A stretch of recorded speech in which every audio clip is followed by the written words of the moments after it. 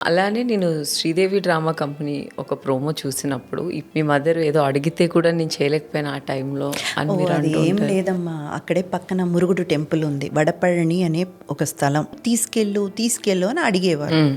ప్రతిసారి ఏం చెప్పేదని, అమ్మ నేను డెఫినెట్గా ఇంకొక 2 రోజుల్లో తీసుకెళ్తాను, లేదా ఒక 3 రోజుల్లో తీసుకెళ్తానని చెప్పేదాన్ని. ఇది సడన్ ఒక ఫీల్ వస్తుంది.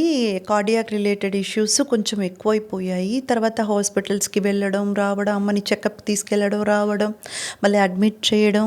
నాకు అసలు ఒక క్షణం ఏం అర్థం కాలేదు.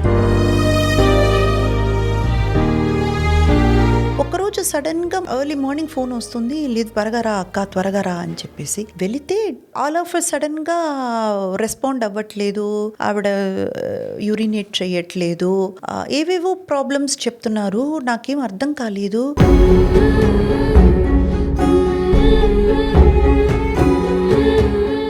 Afternoon 1:20 she's no more.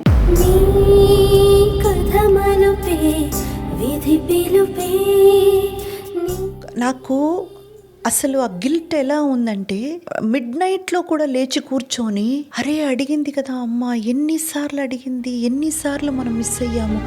మనం చేయగలిగిన ఒక విషయం చేయలేకపోతే చెయ్యాలని మీరు ఇంకా ఎన్నిసార్లు అనుకున్నా అక్కడ మనిషి లేదుగా.